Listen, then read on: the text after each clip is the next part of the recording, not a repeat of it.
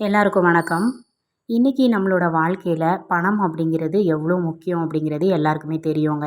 அந்த பணத்த சம்பாதிக்கிறதுக்கான வழி கூட நெறைய பேருக்கு தெரிஞ்சிருக்கும். ஆனா, அத எப்படி சேமிச்சு வைக்கணும், அத எப்படி கையாளணும் அப்படிங்கிற விதம் நெறைய பேருக்கு தெரியறதில்ல. சேமிக்கிறதுல ஆண்கள விட பெண்கள் தான் சிறந்தவர்கள் அப்படின்னு நான் சொல்லுவேன். ஏன்னா, பெண்களால தான் சேமிப்ப ஒரு நல்ல முறையில கொண்டு போக முடியும். அதுக்குன்னு சேமிப்பு அப்படின்னு வந்துட்டாலே நீங்கள் வேலைக்கு போகிற பெண்ணாக தான் இருக்கணும் அப்படிங்கிற அவசியம் இல்லை. வேலைக்கு போக முடியாத பெண்களும் கூட கண்டிப்பாக சேமிப்பு அப்படிங்கிறது பண்ண முடியும். சேமிப்பு அப்படிங்கிறது நம்மளோட வாழ்க்கையில் எந்த அளவுக்கு முக்கியம் அப்படிங்கிறது நம்ம எல்லாருக்குமே கண்டிப்பாக தெரிஞ்சிருக்கணும். நிறைய பேர் கேட்கலாம், அடுத்த நொடி நிச்சயம் இல்லாத வாழ்க்கை, இந்த வாழ்க்கையில் சேமித்து வச்சு என்ன பண்ண போகிறோம் அப்படிங்கிற மாதிரி. ஆனால் குடும்பமாக ஆன ஒவ்வொருத்தருக்குமே சேமிப்பு அப்படிங்கிறது உயிர் அளவுக்கு முக்கியமானதுன்னு தான் நான் சொல்லுவேன். ஒரு உயிருக்கு நம்ம எவ்வளோ மதிப்பு கொடுக்கமோ அதே அளவுக்கு சேமிப்புக்கும் முக்கியத்துவம் கொடுக்கணும். நிறைய பேர் பணத்தை சம்பாதிக்கிறது கூட ஈஸியாக சம்பாதிச்சிடுறாங்க. ஆனால் அதை எப்படி சேமிக்கணும் அப்படிங்கிற மாதிரி தெரியறதில்ல. அந்த மாதிரி உள்ளவங்க நீங்களாக இருந்தீங்க அப்படின்னா கண்டிப்பாக இந்த வீடியோ உங்களுக்கு யூஸ்ஃபுல்லாக இருக்கும். வீடியோவை ஃபுல்லாக பாருங்கள். முதல்ல உங்களோட சேமிப்பை நீங்கள் எப்படி ஆரம்பிக்கணும் அப்படின்னா, சில்லறை மூலமாக தான் ஆரம்பிக்கணும். சில்லறை சேமிப்புன்னு சொல்லுவாங்க இல்லையா? அந்த மாதிரி சில்லறை சேமிப்பாக தான் ஆரம்பிக்கணும். வேலைக்கு போக முடியாத பெண்களாக இருக்கீங்க அப்படின்னா, உங்ககிட்ட அதிகமாக கையில் காசு இருக்காது. ஏன்னா மளிகை பொருளோ, காய்கறியோ எல்லாத்துக்குமே ஹஸ்பண்ட் காசு கொடுத்துட்றாங்க.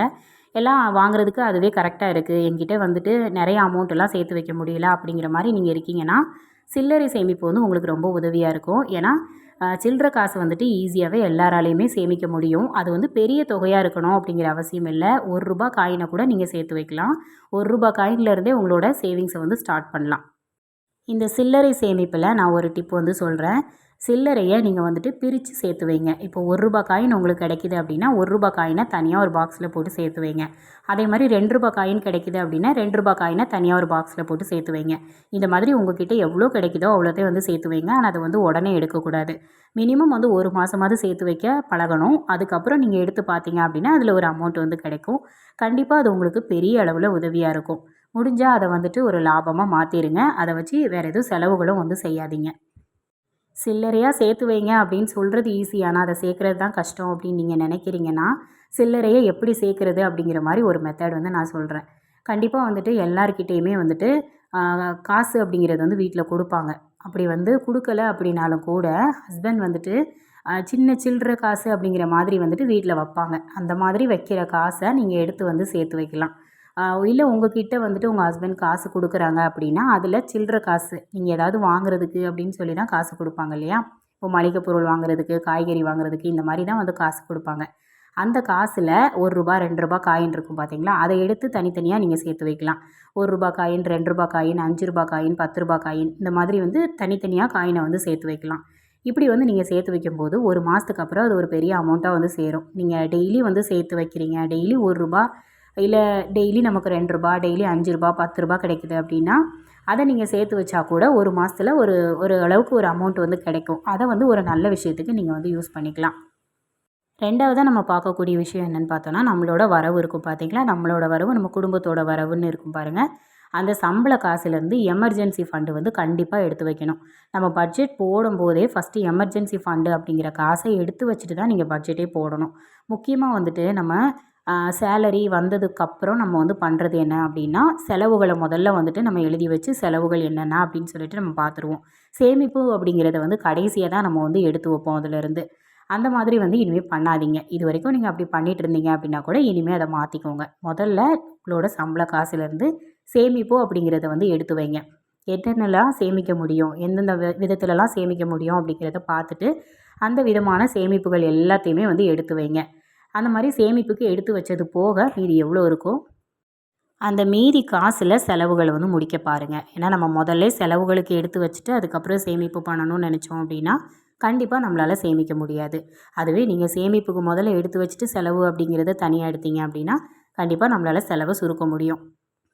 அதே மாதிரி ஒரு குடும்பம் அப்படின்னு எடுத்துக்கிட்டாலே குடும்பத்துக்கான பட்ஜெட் போடுறது ரொம்ப ரொம்ப முக்கியம். அந்த பட்ஜெட் போடுறது மூலமாக தான் நமக்கு எவ்வளோ வரவு வந்திருக்கு, எவ்வளோ செலவாயிருக்கு அப்படிங்கிற மாதிரி நம்மளால் கண்டுபிடிக்க முடியும். அதே மாதிரி ஒவ்வொரு மாதமும் நம்ம பட்ஜெட் போடும்போது போன மாதத்துலேருந்து இந்த மாதத்தில் எவ்வளோ செலவு அதிகமாக இருக்குது, இல்லை எந்த செலவுகளை நம்ம குறைக்கலாம் அப்படிங்கிறது பட்ஜெட் போடுறப்போ தான் கண்டிப்பாக நமக்கு தெரியும். அதனால் ஒவ்வொரு குடும்பத்துலேயும் பட்ஜெட் அப்படிங்கிறது ரொம்ப ரொம்ப முக்கியம். கண்டிப்பாக பட்ஜெட் வந்து போடுங்க. பட்ஜெட் போட்டுட்டு அதுக்கேத்தாப்புல செலவுகள வந்து குறைக்கிறதுக்கான வழிய நம்ம வந்து பார்க்கலாம். மாதத்துக்கு முழுசா பட்ஜெட் அப்படிங்கிறது மாதிரி நம்ம போடுவோம். மாசத்துல இவ்வளோ செலவுகள் இருக்குது அப்படிங்கிற மாரி போடுவோம். அத வந்து மாச கணக்குல உள்ளத மட்டும் எழுதாம, தினசரி செலவுகள் அப்படிங்கிற மாதிரி தனியா வந்து ஒரு பேஜ்ல எழுதுங்க. அப்படி வந்துட்டு நம்ம ஏன்னா டெய்லி செலவு வந்து தனித்தனியா நம்ம வந்து பண்ணுவோம். சின்ன சின்ன விஷயங்கள் ரூ. 1 செலவானாலும் கூட அத வந்து எழுதி வச்சு பழகுங்க. எழுதி வைக்கும்போது தான் அடுத்த டைம்ல எந்த விதத்தில நம்ம அந்த ரூ. 1 செலவு பண்ணோம் அப்படிங்கிறது வந்து நமக்கு தெரியும். அத வந்து எப்படி குறைக்கலாம் அப்படிங்கிறதும் நமக்கு வந்து புரியும். அந்த மாரி நம்ம வந்துட்டு பட்ஜெட் போட்டு ஃபேமிலிய வந்து ரன் பண்ணும்போது, நம்மளோட ஃபேமிலியில என்னென்ன செலவுகள் இருக்கு, அத எப்படி குறைக்கலாம் அப்படிங்கிறத நம்ம கண்டுபிடிக்கிறதுக்கு ஈஸியா இருக்கும். அது மூலமா நெறைய செலவுகளும் குறையும். நம்மளோட சேமிப்பையும் இன்னும் அதிகப்படுத்தலாம். இதில எமர்ஜென்சி ஃபண்ட் அப்படிங்கிறது வந்து எதுக்காக முக்கியம் அப்படின்னு சொல்லி பார்த்தோம்னா, திடீர்னு நமக்கு வந்துட்டு ஏதாவது ஒரு செலவுகள் வந்து வந்துரும். இப்ப இந்த ஒவ்வொரு மாசமும் உங்களோட பட்ஜெட்லேருந்து, உங்களோட சம்பளத்திலேருந்து ஒரு ரூ. 2000 எமர்ஜென்சி ஃபண்ட் அப்படின்னு எடுத்து வைங்க. அந்த மாரி வைக்கிறப்போ, திடீர்னு ஏதாவது ஒரு செலவு வந்துச்சு அப்படின்னா, அத வந்து அந்த காசுல எடுத்து நம்ம பார்த்துக்கலாம். அதுக்காக தனியா வெளியில கடன் வாங்கவோ, இல்ல வேற ஒரு காசு அதுக்கு எடுக்கணும் அப்படிங்கிற அவசியம் இல்ல. எப்பவுமே எமர்ஜென்சி ஃபண்டுல ஒரு ரூ. 2000 வந்து ஒதுக்கி வச்சுருங்க. சப்போஸ் இந்த மாதம் உங்களுக்கு வந்து எமர்ஜென்சி ஃபண்ட் வந்து யூஸ் ஆகல அப்படின்னாலும் கூட, அது கூட நமக்கு வந்து ஒரு சேவிங் தான். அந்த காச எடுத்து வேற எதுக்காவது வந்து யூஸ் பண்ணிக்கலாம். இது இல்ல அத அப்படியே வந்து தனியா சேவிங்கா எடுத்து வைக்கலாம். 3வது விஷயம் என்ன அப்படின்னு சொல்லி பார்த்தோம்னா, மாசம் மாசம் ஒவ்வொரு குடும்பத்திலயும் பட்ஜெட் எப்படி போடுறோமோ, அதே மாதிரி இந்த ஒரு விஷயத்தையும் வந்து எழுதி பழகுங்க. என்ன அப்படின்னு சொல்லி பார்த்தோம்னா, ஆசை, தேவை இந்த 2த்தையும் வந்துட்டு ஒரு லிஸ்ட் மாதிரி வந்து போட்டு வைங்க. நான் ஒவ்வொரு மாதமும் வந்துட்டு நம்ம பார்த்தோன்னா, கண்டிப்பா வந்து வெளியில போவோம். வாரத்துக்கு 1 நாள் போறவங்க இருப்பீங்க சில பேரு. மாசத்துக்கு 1 டைம் வந்து குடும்பமா வெளியில போறவங்க வந்துட்டு கண்டிப்பா இருப்போம். இந்த மாதிரி வந்து நம்ம வெளியில போறப்போ, தேவையில்லாத பொருட்கள வாங்கி நம்ம பணத்த வந்து வேஸ்ட் பண்ணுவோம். அந்த மாதிரி பண்ணாம இருக்கணும் அப்படின்னா, ஒவ்வொரு மாதம் பட்ஜெட் போடும்போதும், ஆசை, தேவை அப்படிங்கிற ஒரு லிஸ்ட்டையும் நம்ம போட்டு வச்சுக்கிட்டோம்னா, இது நமக்கு ரொம்ப ரொம்ப உதவியா இருக்கும். ஏன்னா, சில விஷயத்துல நம்ம வந்துட்டு சில பொருட்களையோ, ட்ரெஸ்ஸையோ இல்ல ஏதாவது நம்ம வீட்டுக்கு யூஸ் பண்ற பொருட்களா இருந்தாலும் பரவால்ல. சில பொருட்கள, சில துணிகள நம்ம வந்து ஆசைக்காக மட்டும் தான் வந்து வாங்குறோம். அது தேவையான பொருளா இருக்குமா? தேவையான ட்ரெஸ்ஸா இருக்குமா? அப்படின்னு கேட்டா கண்டிப்பா கிடையாது. நெறைய பொருட்கள், நெறைய ட்ரெஸ் எல்லாம் வந்து வாங்குறோம் அப்படின்னா, அது கண்டிப்பா ஆசைக்காக மட்டும் தான். அந்த மாதிரி ஆசைப்பட்டு ஒரு பொருள் வாங்குறதோ, ஒரு ட்ரெஸ் எடுக்கிறதோ தப்பில்ல. ஆனா, ஆசைப்பட்டு மட்டுமே வந்து வாங்கிட்டு இருக்கிறது தான் தப்பு. அதையும் அடிக்கடி வாங்குவோம் பார்த்தீங்களா? அதுதான் தப்பு. எப்போவாவது ஒரு டைம் இப்போ வருஷத்துக்கு ஒரு டைம் நம்ம ஆசைப்பட்ட பொருளோ, ஆசைப்பட்ட ட்ரெஸ்ஸோ வந்து ஒண்ணே ஒண்ணு வாங்கிக்கிட்டோம் அப்படின்னா தப்பில்ல. ஆனா, அதையே அடிக்கடி வாங்குறது. அந்த பொருள் நமக்கு தேவைப்படுதா? இல்ல அது நமக்கு வந்துட்டு யூஸ்ஃபுல்லா இருக்குமா கொஞ்சமாவது? அப்படிங்கிற மாரி வந்து யோசிக்காம அத வாங்கி வச்சுர்றோம். அதானே யூஸ் பண்ணுவோமான்னு கேட்டாலும் கிடையாது. வாங்கி ஏதாவது ஒரு இடத்துல அப்படியே இருக்கும். இல்ல வெளியில யார்கிட்டயாவது சொல்லி அத காட்டுறதுக்காக, ஒரு பெருமைக்காக வாங்கி வீட்ல வச்சிருப்போம். இந்த மாதிரி தான் நெறைய பொருட்கள், நெறைய ட்ரெஸ் எல்லாம் வாங்கி வச்சிருப்போம். அத வந்து யூஸ் பண்ணணும் அப்படின்னா பிரச்சனை இல்ல. அதுதான் ஆசை, தேவை அப்படிங்கிற மாரி 2ஆ பிரிச்சு வச்சுக்கணும்னு சொல்றது. ஆசைப்பட்ட ஒரு விஷயத்த வந்து வாங்கணும் அப்படின்னு சொல்லிட்டு ஒரு லிஸ்ட் அந்த லிஸ்ட்டில் வந்து எழுதி வச்சுக்கோங்க. தேவைப்படுற பொருளை வாங்கணும்னு தேவை அப்படிங்கிறதுல எழுதி வச்சுக்கோங்க. இந்த மாதிரி உங்களுக்கு தேவை எதுவோ அதை வந்து நீங்கள் வாங்கிக்கிட்டால் தப்பில்லை. தேவையில்லாத ஆசைக்கான பொருளை வருஷத்துக்கு ஒரு டைம் வாங்கிக்கோங்க. அதுவும் தப்பில்லை. இதை எதுக்காக நான் இந்த வீடியோவில் சொல்கிறேன் அப்படின்னு பார்த்தோன்னா, இது வந்து சேமிப்பை தடுக்கிறதுக்கான ஒரு முக்கிய காரணம். அதனால தான் சேமிக்கணும்னு நினைக்கிற பெண்களாக இருக்கீங்க நீங்கள் அப்படின்னா, இந்த ஒரு விஷயத்த நீங்கள் வந்து தவிர்த்துட்டிங்கன்னா போதும். கண்டிப்பாக உங்களால் ஈஸியாக சேமிக்க முடியும். இதில நேர்ல போய் வாங்குற திங்ஸு, ட்ரெஸ்ஸு அது கூட முக்கியம் இல்ல. ஆன்லைன்ல வாங்குறது தான் அதிகம் நம்ம. யாராவது வந்துட்டு வச்சிருக்காங்க, ஆன்லைன்ல யாராவது வந்துட்டு அத வாங்கியிருக்காங்க அப்படின்னு தெரிஞ்சாலே, நாமளும் வந்து அத வாங்கணும் அப்படின்னு சொல்லிட்டு, ஆன்லைன்ல அதில இருக்க ஆப்பெல்லாம் நம்ம வந்துட்டு ஓப்பன் பண்ணி பார்த்து, அத வாங்காம விட மாட்டோம். இந்த மாதிரி ஆன்லைன் ஆப் வந்து வச்சிருக்கீங்க அப்படின்னா, முடிஞ்ச அளவுக்கு அத வந்து க்ளோஸ் பண்ணிடுங்க. அப்படி நீங்க வச்சிருக்கீங்கனாலும், உங்களுக்கு தேவையில்லாத நேரத்தில அத ஓப்பன் பண்ணி பார்க்காதீங்க. அந்த மாரி நம்ம தேவையில்லாத நேரத்தில ஓப்பன் பண்ணி பார்க்கும்போது, கண்டிப்பா அதுலேருந்து ஏதாவது ஒண்ணு நம்ம வாங்கிருவோம். தேவைப்படுறப்போ நீங்க ஓப்பன் பண்ணி பார்த்து அத வந்து வாங்கிக்கலாம் தப்பில்ல. அதே மாதிரி அதிகமா சேமிக்கணும் அப்படின்னு நினைக்கிற பெண்களா நீங்க இருக்கீங்கன்னா, கண்டிப்பா உங்களோட அக்கவுண்ட்ல காசு வந்து வச்சுக்காதீங்க. ஃபோன்ல ஏதாவது நம்ம வந்து டிரான்சாக்ஷன் பண்ற மாதிரி எந்த ஒரு ப்ராசஸுமே வச்சுக்காதீங்க. கையில அமௌண்ட் வந்து நீங்க எடுத்து வச்சுக்கோங்க. அதுதான் என்னைக்குமே நல்லது. ஏன்னா கையில காசு இருக்கும்போது நம்ம அதில ஒவ்வொரு ரூபாவுமே பார்த்து பார்த்து செலவு பண்ணுவோம். அதே அக்கவுண்ட்ல இருக்கும்போது ரூ. 1 ரூ. 10 ரூ. 10 தானே அப்படின்னு சொல்லிட்டு அசால்ட்டா பே பண்ணிருவோம். அதே நம்ம கையிலேருந்து செலவு பண்ணும்போது அந்த காசு நமக்கு காலி ஆகுறது ரொம்ப நல்லாவே வந்து தெரியும்.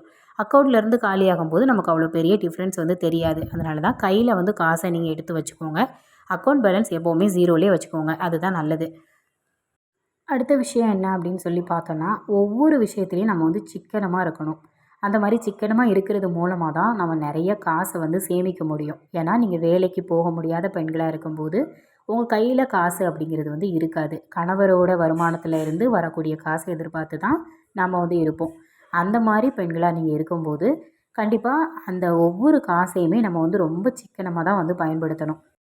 இப்போ நீங்கள் வாடகை வீட்டில் இருக்கீங்க, இல்லை சொந்த வீடாக இருந்தாலுமே பரவாயில்ல. இப்போ வாடகை வீடுன்னு எடுக்கும்போது, வாடகை அப்படிங்கிறது வந்து கரெக்டாக ஃபிக்ஸடாக நம்ம மாதம் இவ்வளோன்னு கொடுத்து தான் ஆகணும். ஆனால் கரண்ட்டு பில்லு, தண்ணி பில்லு அப்படிங்கிறத வந்து நம்ம கொஞ்சம் சேவ் பண்ணலாம். அந்த மாதிரி விஷயங்கள்ல இப்போ மாதம் வந்து ஃபிக்ஸடாக இவ்வளோ ரூபா அப்படின்னு சொல்லிட்டு உங்களோட ஹஸ்பண்ட் கிட்டேருந்து கேட்டு வாங்கிக்கிறீங்க அப்படின்னா, கரண்ட்டு பில்லை நீங்கள் இன்னும் கொஞ்சம் சேவ் பண்ணுறது மூலமாக, அதாவது கரண்ட்டை வந்து இன்னும் கொஞ்சம் சேவ் பண்ணீங்க அப்படின்னா, அந்த அவங்க கரண்ட் பில்லுக்காக கொடுக்காங்க பார்த்தீங்களா, அந்த காசுலேருந்து கொஞ்சம் சேவிங்ஸ் அப்படிங்கிறது வந்து நம்ம பண்ணலாம்.